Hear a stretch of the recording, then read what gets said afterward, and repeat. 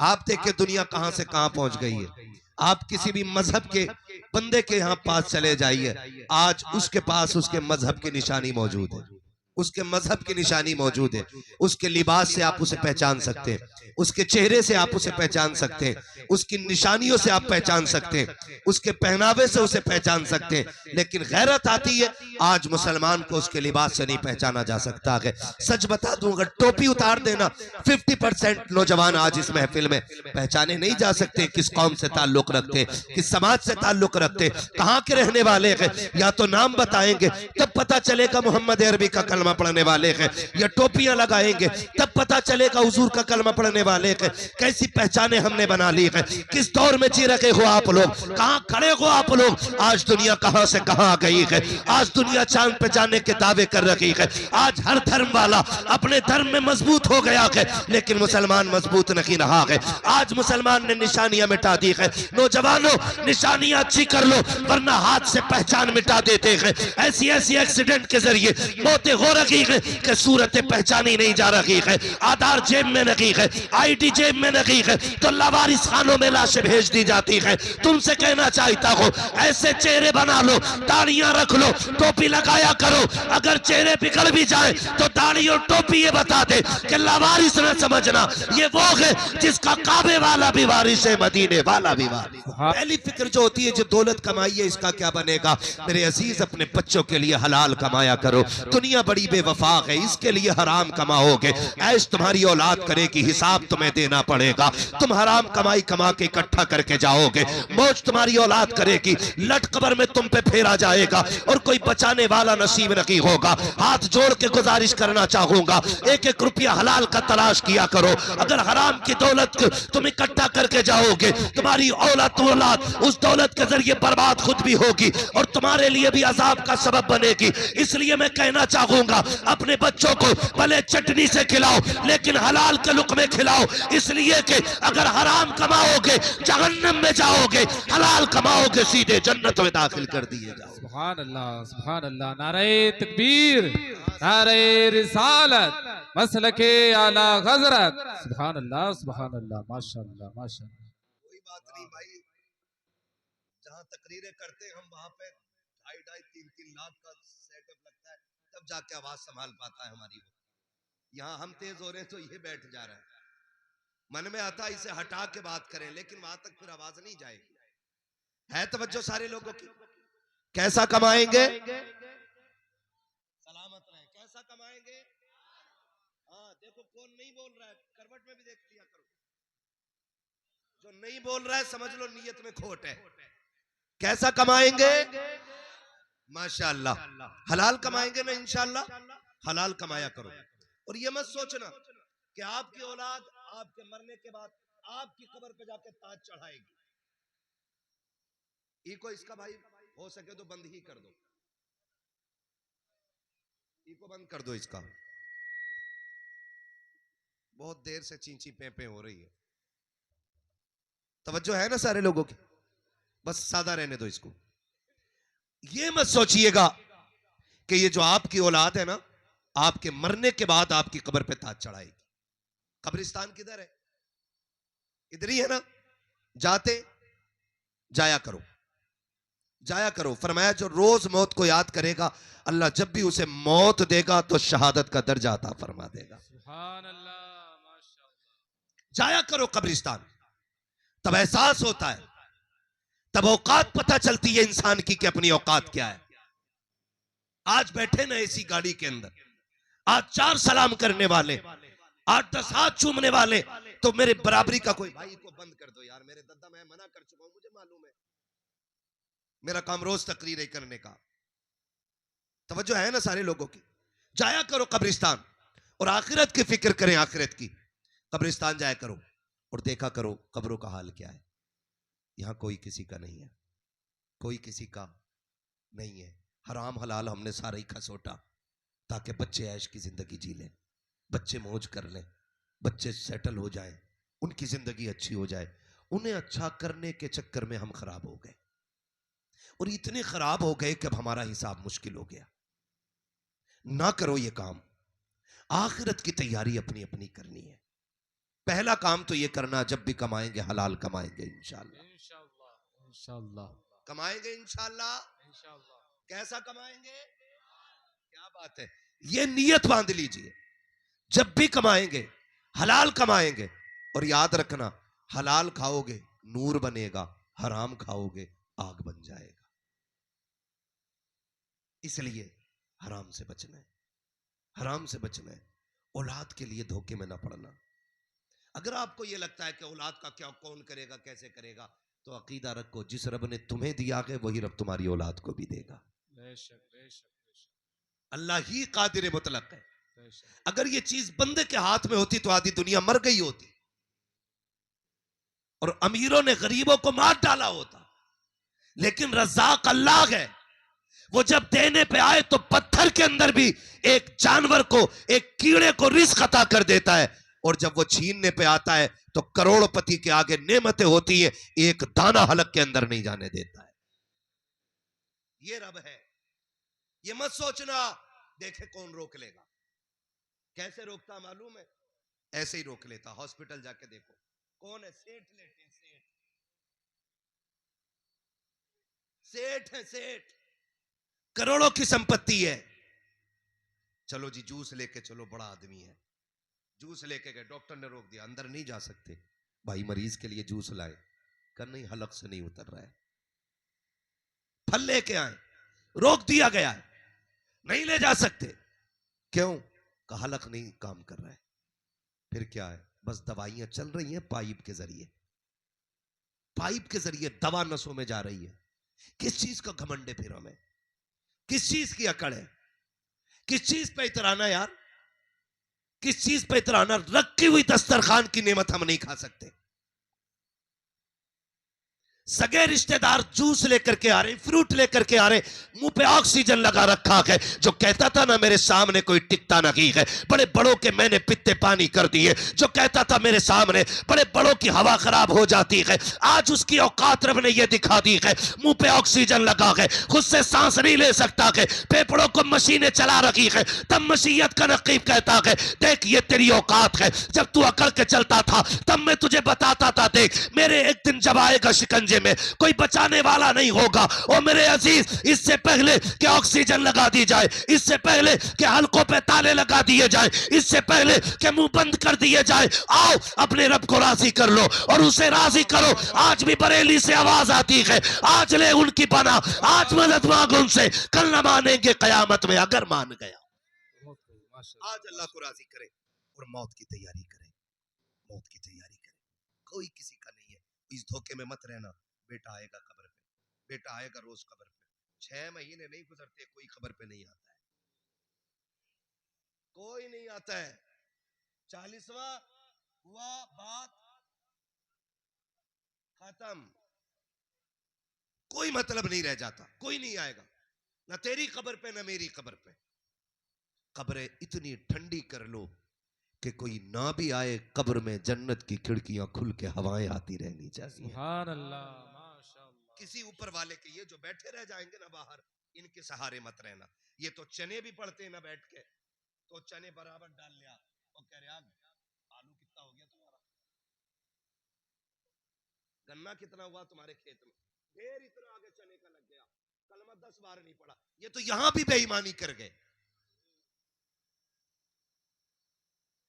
हाँ भाई, ये तो यहां भी बेईमानी कर गए। बैठे बैठे हिसाब लगा के कह रहा अदान गन्ना कितना है और चने लौट रहा है। पड़ गए भाई, पड़ गए, खत्म। ये उलमा बैठे पूछे इनसे चने क्यों पड़े जाते, क्यों?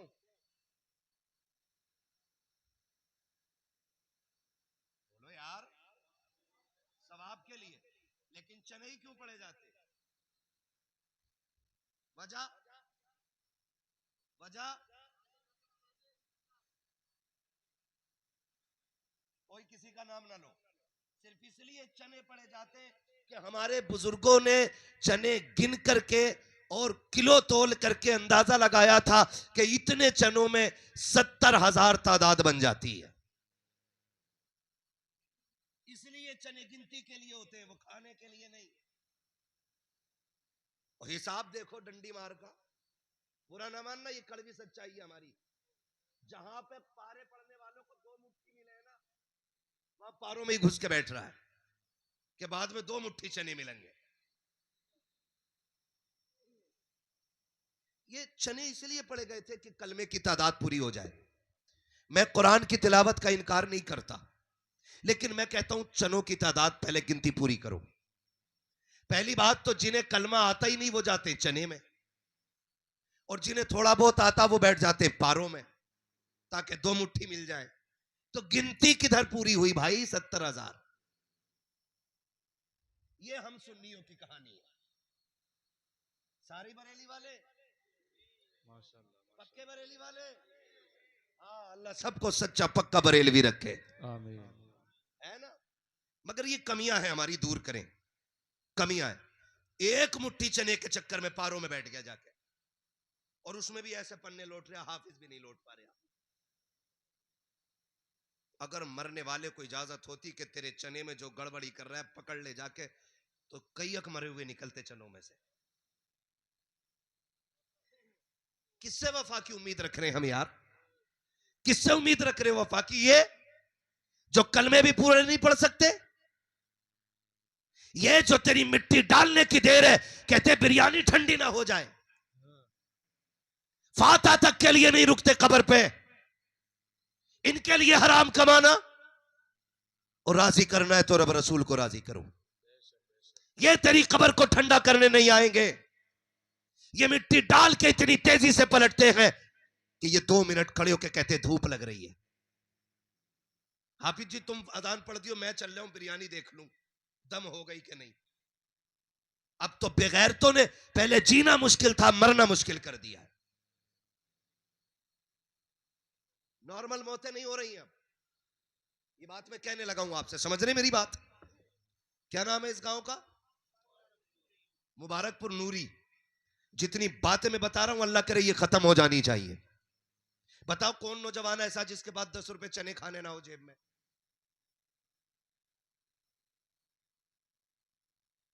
सबके पास है? नहीं सबके पास है तो भाई वहां नियत खराब करने की क्या जरूरत? अगर पारे पढ़ने भी आते हो ना, फिर भी चनों में जाके बैठना, ताकि कलमे की तादाद पूरी हो सके। क्योंकि तीजे 40वें में जो कलमा पढ़ा जाता है ना, ये कलमे की फजीलत की बुनियाद पे पढ़ा जाता है। इसलिए नहीं कि जिसे कलमा आता हो वो कलमा पढ़ ले, जिसे पारा आता हो वो पारा पढ़ ले। हैरत यह है कि जिन्हें कलमा पढ़ना आता वो पारों में चले जाते हैं, जिन्हें नहीं आता वो चने पढ़ने बैठ जाते हैं। तो जो पढ़ते भी है वो भी उल्टा सीधा पढ़ते हैं। उल्टा सीधा पढ़ते हैं। हकीकत यह है कि कहने को सेठ है, प्रधान है, मुखिया है, नेता है, जमींदार है, ठेकेदार है, और नमाज पढ़ने जब आता है ना, दूल्हा बनता है, तो पूछा क्या रकात की बंद नहीं है नियत? वो कह रहा हाफिज जी नियत कराइयो। जिसे 2 रकात शुक्राने की नियत नहीं आती है वो दीन का ठेकेदार बने बैठा है। और कितनों को तो यही नहीं पता सलाम का फेरना, दे दनादन, सजदे पे सजदा, सजदे पे सजदा। ये हमारी कौम की जवानों की हालत है। बदले अपने रवैये, बदलेंगे इंशाअल्लाह। कलमे की तादाद पूरी करें, कलमे की तादाद। और नॉर्मल मौतें नहीं हो रही हैं। अक्सर लोग हॉस्पिटल जाके एक्सपायर होते हैं, है कि नहीं भाई? ज्यादातर लोग कहां जाते हैं? हॉस्पिटल। और हॉस्पिटल की डकैती और गुंडागर्दी क्या बताऊं मैं आपको। मर भी जाता फिर भी मशीनों से फेफड़े चला रहे हैं, ताकि 3 दिन एक्स्ट्रा बिल बना के हम 2-3 लाख ले लें।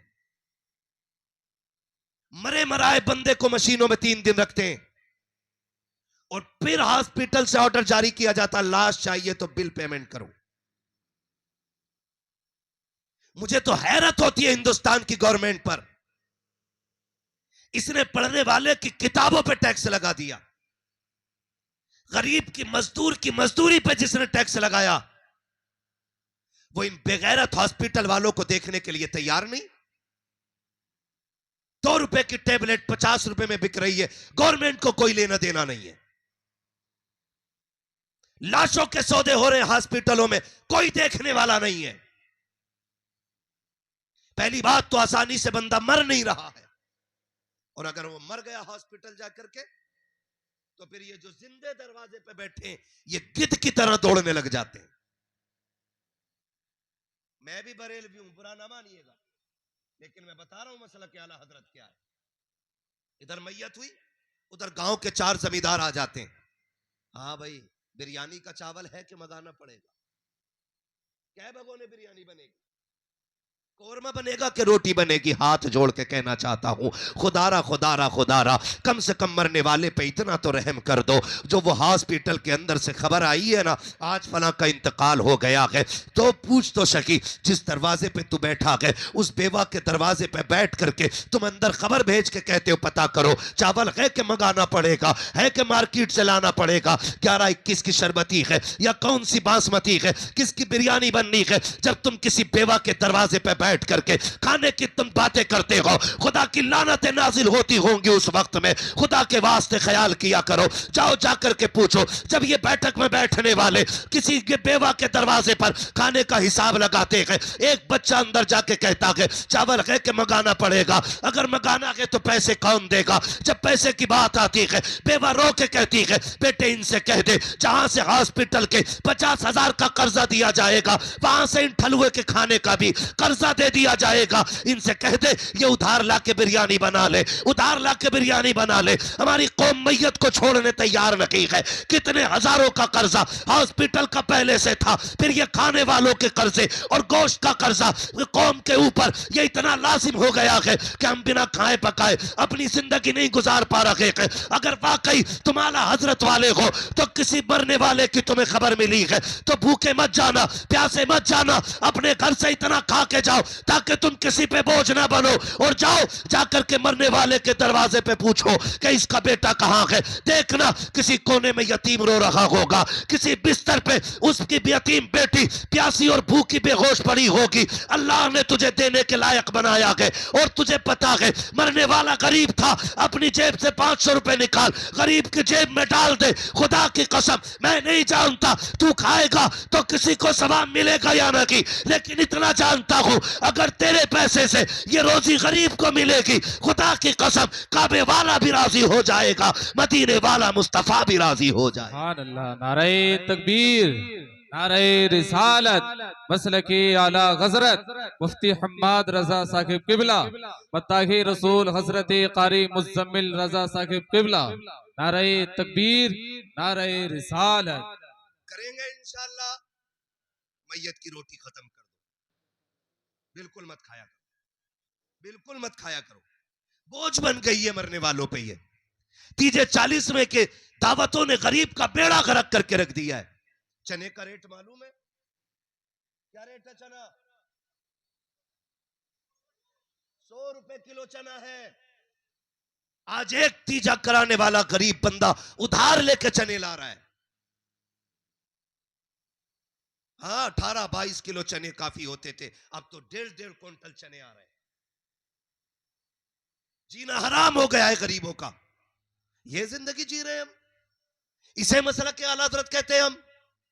नहीं, ये झूठ है मसला के आला हज़रत के नाम पे, ये धोखा है मसला के आला हज़रत के नाम पे। गरीब पे बोझ भरना मसला के आला हज़रत नहीं, यतीमों का बोझ उठा लेना ये मसला के आला हज़रत कहलाता है। और हमारे नबी की जिंदगी आप देखें, आका करीम का किरदार आप देखिए। आज तो माफ कीजिएगा, जब मैयत होती है ना तो सिर्फ खाने की फिक्र होती है, जा जाके प्लेटें देख आ गई कि नहीं है, चावल पूरा हो गया कि नहीं है, ये सोच के हम करते हैं। यह ना किया करो। बोझ बनना नहीं है, बोझ घटाना है गरीबों का। घटाएंगे इंशाअल्लाह, वादा करते हैं इंशाअल्लाह। जो गांव के जिम्मेदार हैं उनसे मैं गुजारिश करूंगा, तीजे 40वें की रोटी इतनी मुख्तसर कर दो जितनी जरूरी हो। ये नहीं कि सब खा रहे हैं, सब खा रहे हैं। अब तो मैं जानता हूं 40वां महीना 40वें की दावत है होटलों में चल रही है। अब्बा का 40वां है, किसमें? मिलन होटल में। ये कंडीशन हो गई। बंद करें ये रोटियां। मसला के आला हजरत इस रोटी की इजाजत, बोले इस रोटी की इजाजत, इस रोटी की इजाजत नहीं देता है। हम जरा सोचे तो सही, एक यतीम की जिंदगी पे अगर गौर कर लो ना, खुदा की कसम, तो बड़ा मुश्किल होता है यतीम बन के जीना। बहुत मुश्किल होता है। उससे पूछो जिसके घर का सुहाग उजड़ गया है, उससे पूछो जिसकी खुशियां रूठ गई हैं, उससे पूछो जिसके बच्चों को कब दोबारा जिंदगी में बाप का चेहरा नसीब नहीं होगा। ये यतीम कैसे जिएंगे बाप के बगैर? ये फ्री की हराम की रोटी खाने वाले क्या जाने। ये तो यतीम ही जानता है जिसके सीने पे आज यतीमी का दाग लगा है। और याद रखना, जब किसी के सीने पे यतीमी का दाग लग जाता है ना, तो खुदा की कसम ये आखिरी सांस तक नहीं हटता। आखिरी सांस तक यतीमी का दाग नहीं जाता है। तेरी मेरी औकात क्या है? मेरे नबी की जिंदगी आप देखें, आका करीम सरवर कौनैन सल्लल्लाहु तआला अलैहि वसल्लम अक्सर माँ को याद करके रोया करते थे। सहाबा कहते थे हुजूर क्यों रो रहे हैं? कहा माँ याद आ रही है। हुजूर आज भी माँ याद आती है? और आपको क्या कमी है? अल्लाह ने 2000 से ज्यादा लक़ब आपको दिए। कहते आज भी मुझे माँ की याद आ रही। फतह मक्का हुआ, हुजूर मक्के में तशरीफ लाए, 14,000 लगभग सहाबा आपके साथ हैं। कितने? आका करीम मुसल्ले पे तशरीफ ला रहे हैं, सरकार ने नमाज पढ़ाई, उन नमाज पढ़ा करके बैठ के कोने में रोने लगे। हजरत उमर आ गए, महबूब किसी ने आंख उठाई हो तो आंख निकाल ले, महबूब किसी ने अगर उंगली चलाई हो तो बाजू कलम कर दे। आका बताए रोए क्यों? मेरे नबी फरमाते से आबा किसी ने कुछ नहीं बोला। कहा फिर रोए क्यों? कहा आज मुझे मेरी माँ की याद आ गई है, आज मुझे मेरी माँ की याद आ गई है। आका आपको भी माँ की याद? कहा हाँ। कहा क्यों? कहा मैं जब छोटा था ना तब मेरी माँ ने मुझे देखा था, मेरा जी चाहता है काश आज मेरी माँ होती, आज मेरी माँ होती, आज मेरी माँ होती। 14,000 मेरे पीछे हाथ बांध के खड़े लोगों को देखती, उसका कलेजा ठंडा हो जाता।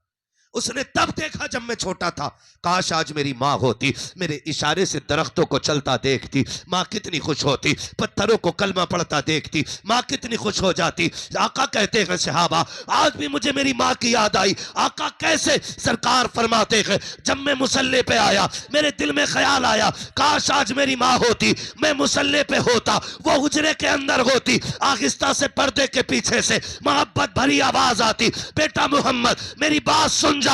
आका कहते हैं सहाबा मैं नमाज तोड़ देता, मुसल्ला छोड़ देता, माँ के पास चला जाता। या रसूल अल्लाह नमाज छोड़ करके? कहा हाँ। कहा क्यों? कहा जब माँ राजी होती है तभी खुदा राजी हुआ करता। सुभान अल्लाह, माशाअल्लाह माशाअल्लाह, सुभान अल्लाह सुभान अल्लाह। सारे लोगों से बहुत खूब अल्लाह ने माशाअल्लाह। माँ बाप दिए ना, इनकी कदर कर लें, इनकी इज्जत कर लें, वरना बाप चला गया ना तो फिर दुनिया बेटा कहेगी, लेकिन लज्जत किसी के लहजे में बाप वाली नहीं होगी,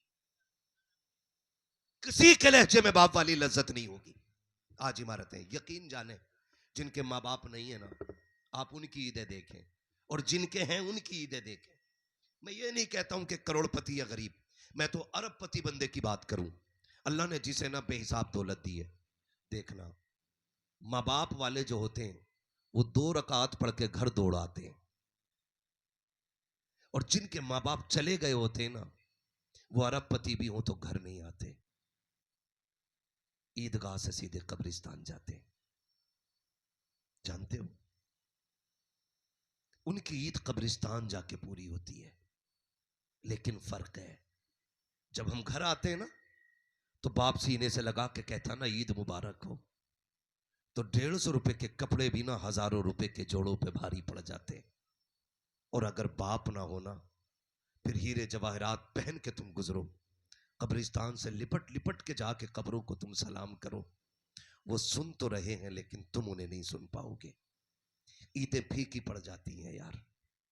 जब बाप चला जाता है ना तो ईदों के मजे बिगड़ जाते हैं, खुशियां रूठ जाती हैं, खुशियां रूठ जाती हैं। खुशियों के मजे जब तभी होते हैं जब कोई अपना होता है, जब कोई अपना होता है। मेरे भाई ने कहा था इमाम हुसैन का जिक्र करना, मुझे बात याद आ गई तो जिक्र कर दूं। जानते हो जब इमाम आली मकाम दूल्हा बने, मां नहीं थी, मां नहीं थी, मां नहीं थी, नाना भी नहीं थे। जब दूल्हा बने, आप देख लेना अपनी बस्ती में जाकर के, मैं बता रहा हूं मां बाप कितनी बड़ी दौलत होते हैं। अल्लाह करे ये समझ में आ जाए आपकी बात, ताकि इनके कब्रिस्तान जाने से पहले इनकी कदर कर ले हम, इनकी आंखें बंद होने से पहले इनकी आंखों को ठंडा कर सके हम। मां बाप क्या होते हैं? इमाम अली मकाम दूल्हा बने। जब दूल्हा बने ना तो बहुत मुबारकबादियां मिली। जब दूल्हा बने सब मुबारकबादियां दे रहे थे, लेकिन प्यार करने वाली मां फातिमा नजर नहीं आ रही थी। तो रो दिए, चीख मार के रो दिए, बहुत रोए। फिर ख्याल आया चलो यहां से निकले हुजूर के मजार पे चलते। रोते रोते हुजूर के मजार पे गए और आंख लग गई। ख्वाब में हुजूर तशरीफ लाए। शहजादे मेरे लाल, मेरे जिगर के टुकड़े, पता है ना तू रोता है तो मुझे दुख होता है। आज क्यों रोया? आज क्यों रोया? का नाना दूल्हा बनाना तो सब अपनों की याद आई। सारे थे, मां नहीं थी। हुजूर घर में था, मां की याद रुला रही थी। बाहर निकला तो आपकी याद रुला रही है। मैं ये कहना चाहता हूं आपसे, जरा रुक के एक बात कह दूं नौजवानों। आज मां बाप शादी तक अच्छे लगते हैं और शादी के बाद बुरे लगने लग जाते हैं, और फिर कहते मेरी मां को मेरी बहू अच्छी नहीं लगी, मेरी मां को मेरी बीवी अच्छी नहीं लगी। ओ पगले, अगर इसे ये अच्छी नहीं लगती तो 56 घर जूतियां तोड़ के ये तेरी बीवी ढूंढ के नहीं लाती। तू गलत कह रहा है, इसे तेरी बीवी अच्छी नहीं लगी। ये नफरत नहीं करती है तेरी बीवी से, ये चाहती है जैसे बेटे से मैं मोहब्बत करती हूं वैसी मेरे बेटे से ये भी मोहब्बत करे। इसलिए माएं लड़ जाया करती हैं और निकम्मे बेटे मां बाप को अलग कर देते। नहीं जी, तुमसे मेरी बीवी की खुशी नहीं देखी जा रही। अगर इन्हें खुशी देखना नहीं होता ना तो ये कभी तेरी चांद सी दुल्हन नहीं लाते। याद रखना, इनके बगैर सेहरे भी अच्छे नहीं लगेंगे, इनके बगैर ईदें भी अच्छी नहीं लगेंगी। रोए, मेरे इमाम से आका करीम ने कहा बेटे बता चुपेगा कैसे? कहा फिर दुआ देना, अल्लाह एक ऐसा बेटा दे जिसकी शक्ल आपसे मिलती हो और एक ऐसी बेटी दे जिसकी शक्ल मां फातिमा ज़हरा से मिलती हो।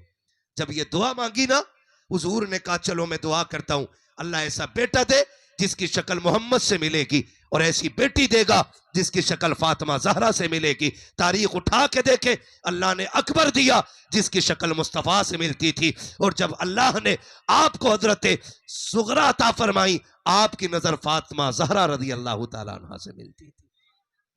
तो अपने बड़ी अहम चीज होती, अपने अपने होते, इनकी कदर करने के आदी बने, कदर करने के आदी बने। यतीमी बड़ा दाग है यार, यतीमी बड़ा दाग है। आज माँ बाप जिंदा है तो कदर करें, चले गए हैं ना फिर ख्याल करें। एक कड़वी बात और कह जाऊं, बस 5 मिनट के अंदर इंशाल्लाह बात समेट लूंगा, 1 घंटा होने वाला है।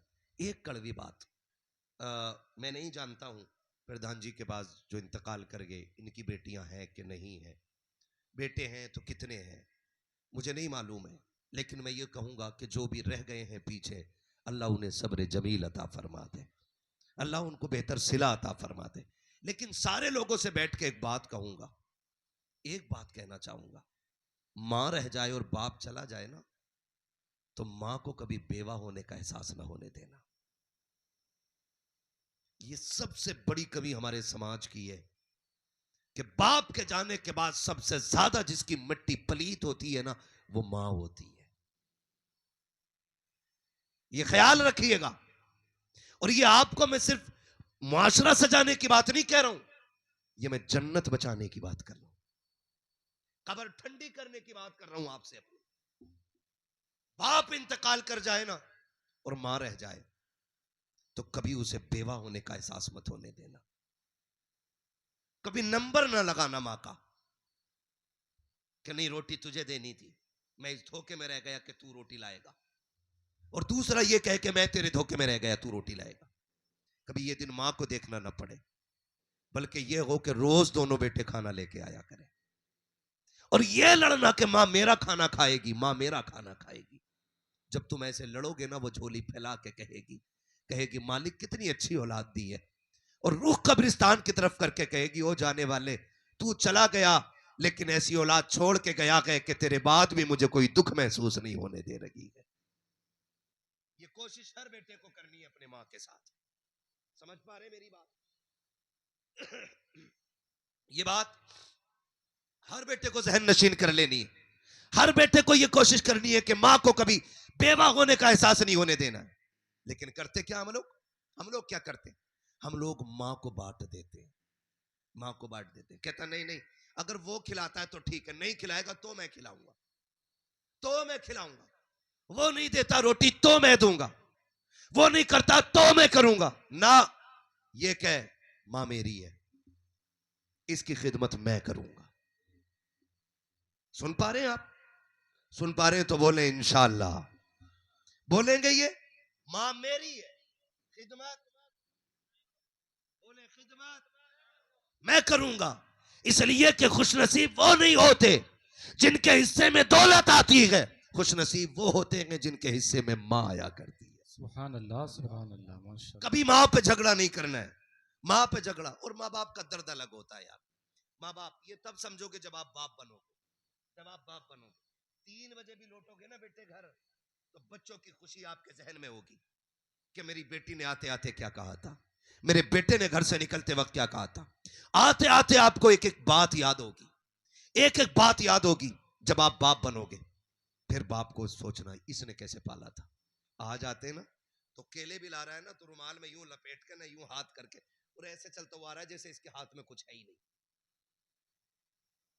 गलत कह रहा हूं मैं? ये सही है? ऐसे हाथ घुमा के आ रहा है जैसे इसके हाथ में है कि उन्हें कुछ नहीं। किससे छुपा रहा है? उससे छुपा रहा है जिसने मुंह का निवाला निकाल के तुझे खिलाया है, उससे छुपा रहा है जिसने पेट काट के तुझे पाला है, उससे छुपा रहा है जिसने फाके किए हैं। कितनी बार माँ ने ये कह के झूठ बोला था, बेटे खा ले मुझे सेब अच्छा नहीं लगता है। बाप अगर कोई फल लेकर के आया, तो लेकर के आया, एक खराब निकल गया, फिर वो माँ ने उठा के तुझे दिया। अगर तूने कहा अम्मा तू नहीं खाएगी, वो कहती नहीं बेटा मुझे अच्छा नहीं लगता है, जबकि माँ भी चाहती थी खाए। खुदा की कसम माँ वो होती है जो झूठ बोल बोल के अपने बेटे को खिला दिया करती है, अपनी औलाद को खिलाया करती है। अब औलाद पे लाजिम ये है माँ बाप से छुपा के न लाए, बल्कि जो चीज अपनी औलाद के लिए लाओ माँ बाप के लिए भी लाओ। इसलिए कि जो औलाद वह खाएगी वो गंदगी बन जाएगा, जो माँ बाप खाएंगे वो दुआ बन के अर्शों पे चला जाए। लेके आओगे माँ बाप के लिए? बोलो इंशाअल्लाह। अमीर बनना चाहते हो? अमीर बनना चाहते हो? मालदार बनना चाहते हो? कितने लोग बनना चाहते हैं? अरे डरो मत यार, क्या कतई निकम्मे रहने का इरादा है क्या? नौजवानों कमाओ और खूब कमाओ। दौलत बुरी नहीं है, दौलत कारून वाली बुरी है। दौलत हो और हो उस्मान गनी वाली, फिर वही दौलत जन्नत में ले जाने का सबब बन जाती है। दौलत कमाना बुरा नहीं, मैं तो कहता हूं नौजवानों इतना कमाओ कि तुम अब्बा पे बोझ ना बन सको, बल्कि 2-4 गरीबों का बोझ उठा लो, तुम किसी पे बोझ ना रहो। तो कितने लोग अमीर होना चाहते हैं जरा बता दे? सारे होना चाहते हैं ना? और जो अमीर होना चाहते हैं बात याद रखें, अपनी कमाई माँ बाप पे खर्च किया करो। अल्लाह इतना देगा कि पुश्तों से संभाला नहीं जाएगा। आपको क्या लगता है? आपको क्या लगता है आप जो पैसे कमा के ला रहे हैं, या ये जो ये पढ़े, ये मेरी मेहनत का नतीजा है? ये मेरी तकरीर का नतीजा नहीं, ये माँ बाप की दुआओं का नतीजा होता है। माँ बाप की दुआओं का जाओ, गारंटी है मेरी। जो भी लाओ ना पहले माँ की गोद में डालो। ये बड़े बेनियाज होते हैं, इनकी 2 रोटियां औलाद को भारी लगने लग जाती हैं। 2 रोटियां, वो कहते बेटे हमें पहली रोटी गरम गरम दिलवा दिया कर, 1 चपाती खुराक है। बहू डायरेक्ट क्या कहती है? हाँ बेटियों के दौर में बहुत गरम खाई है, जो बहुओं के दौर में खाओगे तो जाओ बहुओं से जाके कह दो मेरी बहन, मेरी बेटी, मेरी माँ, कान खोल के सुन, जब ये जवान थे तो लोहे के चने चबा दिया करते थे, अब बूढ़े हो गए हैं, इसलिए नहीं कि शौक में मांग रहे, इसलिए कि इनके मसूड़ों से रोटी कटती नहीं है ठंडी। पहली रोटी बाप को जानी चाहिए। और बेटों पे लाजिम है बैठ के पूछे खाने पे वक्त, अगर अलग हो माँ बाप से ना, तो दस्तरखान पे बैठो तो पहले बीवी से पूछो मैं खा रहा हूं, मेरे माँ बाप ने खाया कि नहीं। अगर वो ये कह दे खा लिया तब हाथ आगे बढ़ा। अगर वो ये कह नहीं नाराज है, मैं लेके गई थी डांट दिया, तो उठ खाना उठा, मां के आगे ले जाके बैठ जा कि मां बड़े दिन हो गए तेरे हाथ से खाने का मन है, बचपन वाले लुकमे बना के खिला दे।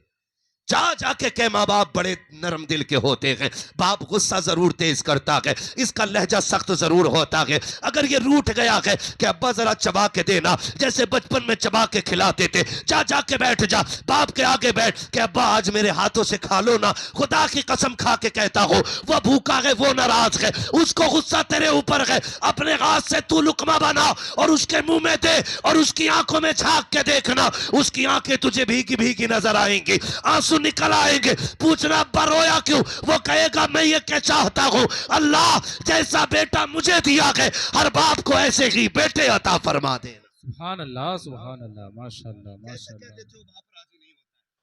कैसे कह सकते हो बाप राजी नहीं होता है? यार बाप तो बड़े नरम दिल का होता है, बड़े नरम दिल का होता है। कहा मौलाना मेरा अब्बा बहुत खराब है, बहुत गाली बकता है। सुन तू औलाद है, कितने भी गुस्से का बाप होना, पैरों में जाके बैठ जाओ, माँ से कभी कहो अपने हाथों से खिला दे, माँ से कहो कभी खाया करो माँ के हाथ से भी, है ना। आजकल तो मोबाइल पे देख के बिया हो रहे हैं, कह रहे अब्बा टेंशन न लियो, मैंने टिकटॉक पे देख ली है, इंस्टा पे देख ली है, फेसबुक पे मैंने देख ली है, ऐसे ढूंढ के बियाह कर रहे हैं। बियाह सुनो भाई, नचनियों से बियाह करोगे पूरी जिंदगी नाचते रहोगे, और यहां से लेके बरेली, बरेली से बदायूं, बदायूं से कछोछा शरीफ तक सारे पीरों पे दिखा लिए भूत उतरेगा नहीं, इसलिए कि उतरता उनका जिन पे चढ़ा हो, जो पूरी भूतनीय हो, उनका भूत नहीं उतरता है। पूरे घर को काट में दे देंगे, पूरे घर को, मोबाइलों पे देख के नहीं। अब तो मसला है ना, अब तो पहले ये पूछा करते थे लोग, ये पूछा करते थे कि दीनदार बच्ची कौन होती है, पहचान क्या है। अब तो डायरेक्ट फोन करके पूछ रहा, मौलाना लव मैरिज हो सकती है क्या? डायरेक्ट पूछ रहा, और फिर उसे अपने हाथ से गुड्डू पप्पू करके उसे खिला रहा है, और जाती है घूमने और बुला के किसी को गला कटवा देती, कभी ड्रम में पैक कर दे रही है। नीला वाला ड्रम जानते हो ना, सबको पता होगा अच्छे से, यही रखा, तो मौलवी को क्यों दिखा रहे हो? अपनी सोचो, अपनी तवज्जो है सारे लोगों की। तो ये कंडीशन है, ये कंडीशन हमारी है। हम बीवियों को खाना खिलाते अपने हाथ से, बीवी के हाथ से खाते, कभी माँ को खिलाओ, कभी माँ के हाथ से खाओ। खुदा की कसम खा के कहता हूं, हफ्ते में एक दिन लाजिम कर लो माँ के हाथ से खाना खाना है। डॉक्टर साहब बैठे हुए, पूरी गारंटी के साथ कह रहा हूं, पूरी बोतल आप ग्लूकोज की चढ़ा लें, इतनी ताकत नहीं मिलेगी जितनी 8 दिन में एक दिन माँ के हाथ के लुकमों से अल्लाह ताकत अता फरमा देगा। खाएंगे इंशाअल्लाह, बैठा करो कभी माँ के साथ। और संडे संडे बीवी को घूमने ले जा रहा है, बैठ गाड़ी में, बाजार चल रहे हैं, संडे संडे बीवी को लेके जाओ, हक है तुम्हारा भाई, वो भी घर छोड़ के आई है, उससे भी नाराजी नहीं करनी, लेकिन महीने में नहीं, कम से कम 2 महीने में एक बार माँ को भी ले जाया करो। तुम्हें याद ना हो तो बता दूं, जब तुम छोटे थे ये तुम्हें लेके जाती थी ना मार्केट, तुम्हें कुर्सी पे बैठा के नीचे बैठ के कपड़े लगा के कहती थी नहीं नहीं ये वाला कपड़ा अच्छा नहीं लग रहा, दूसरा दिखाओ, तीसरा दिखाओ, एक एक कपड़ा लगा के कहती थी नहीं नहीं ये अच्छा नहीं लग रहा है, ये अच्छा नहीं लग रहा। 50 जोड़े उधन देती थी, दुकानदार किसी आ जाता था, शोहर गुस्से हो जाता था, साथ वाले गुस्सा करते थे, औलाद कहने लगती थी अम्मी कोई भी ले दो ना। कहा नहीं नहीं ऐसा देखूंगी जिसमें मेरा चांद सबसे हसीन लगने लग जाए। ये माँ का प्यार होता था। फिर जूती पहनाने पे आती थी तो नीचे बैठ जाती थी, और तुझे राजा बना के कुर्सी पे बैठा के ना चप्पल वाले की दुकान में 10-10 जोड़ियां इधर से उधर कर देती थी। एक बात बता, एक बार कभी माँ के पैर में जूती डाली है? बूढ़ी माँ अगर दिखता नहीं है ना उसे, वो कहती मेरी जूती किधर है, पैर से कह रहा ये। और शर्म कर, इन्हें सर पे रख ले तब भी तेरी शान इस लायक नहीं है। ये मां की जूतियां हैं। फरमाया गया कि जो मां की जूतियों को सर पे रखता है अल्लाह उसे इज्जतों के ताज पहना दिया करता है। ठोकरों में ना रखा करो इनकी जूतियों को, इनकी जूतियां भी सर का ताज होती है। मैंने एक बात कही, बाप के जाने के बाद मां को कभी बेवा होने का एहसास नहीं होने देना है। जैसे शोगर के दौर में हाकिमा थी वो, बेटो आज भी उसे हाकिमा बना दो और उससे कह दो मां तू अकेली नहीं है, कल भी तेरी सल्तनत थी, आज भी तेरी सल्तनत है। फर्क इतना है कल तू बाप की वजीर थी, आज तू औलाद की हाकिमा बन गई है। आज भी जो खाना बनेगा तेरी मर्जी से बनेगा, आज भी जो रस्म अदा की जाएगी तेरी मर्जी से अदा की जाएगी। खुदा की कसम तू माँ की मर्जी से चल, खुदा तेरी मर्जी से रिज़्क़ अता फरमाना शुरू कर देगा। करेंगे इंशाल्लाह, करेंगे इंशाल्लाह। हर नौजवान से गुजारिश है, बाप के जाने के बाद कभी माँ को बेवा होने का एहसास नहीं होने देना। बातें बहुत सारी हैं, इंशाअल्लाहुल अजीज बाकी बातें कभी फिर हो जाएंगी। नहीं भाई, 1 घंटा हो गया है, काफी देर हो गई है। अल्लाह आपको सलामत रखे। मेरी बात सुन लें, मुझसे फरमाइश की थी मेरे भाई ने, किसी ने हुजूर का शजरा पढ़ दिया जाए। मैं उसकी वो फरमाइश मुकम्मल करके बस बात खत्म कर लूँ, ठीक है ना।